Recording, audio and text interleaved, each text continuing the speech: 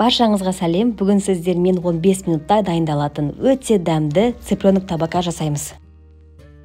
Алдымен чесночный соус жасаймыз. Піссе майға чеснок пен лимон шырынын қосып араластырып аламыз.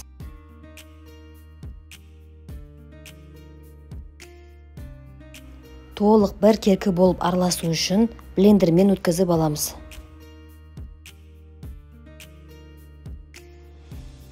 Цыпленок табака үшін бізге балапанның еті керек. Оның салмағы шамамен 700-800 грамм шығады.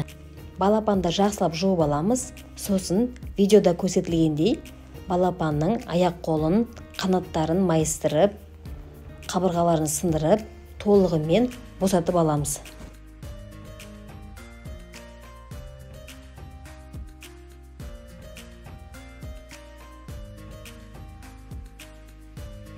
Енді екі бетінде жақсылап тұздап шығамыз.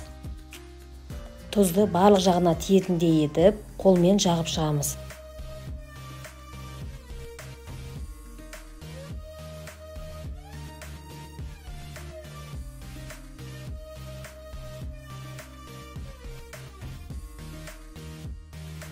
Терісін ашып, арасына да тұзды жағып шығамыз.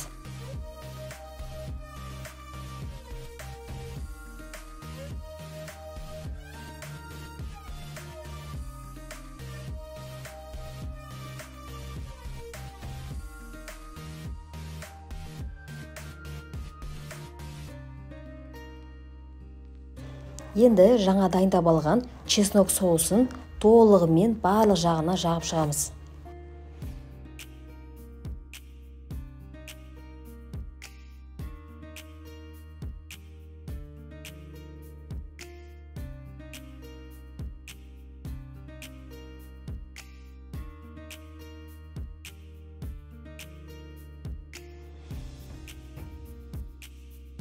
Әсіресе терінің астына да жағып шығу керек. Сонда өте дәмді болып шығады. Енді соустың, тұздың толығымен маринадталып сіңуіне 15 минутқа қойып қоямыз.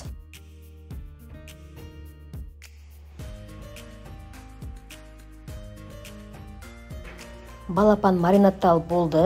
Енді пісіруге кірісеміз. Ол үшін бізге табаны қалың, яғни чугунный таба керек. Асты жұқа табалар жарамайды. Видеода көрсетілгендей балапанды толығымен жайып шығамыз. Енді газдың астын қатты жағып, табаны қойып, үстіне тарелка қойып, үлкен табаға су құйып, ауыр салмақ ретінде басып тұру үшін үстіне қоямыз.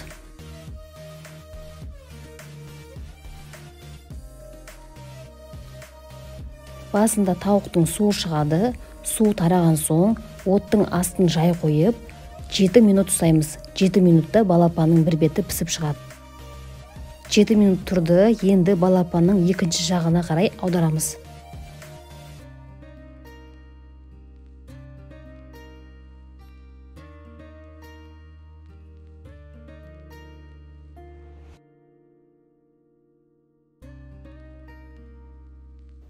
Балапанның екінші бетінде жайып туралап шығып, бетіне тарелка қойып, үлкен кастрөлмен басырып қоямыз.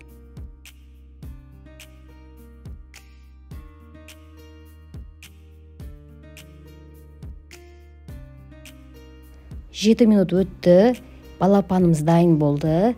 Енді табадан балапанды аламыз. Міне балапанымыз дайын болды. Өте дәмді. Ал жасалу жолы бар жоғы 15 минутта. Сіздер де жасап көріңіздер. Сіздерге ұнайтынына сенімдім.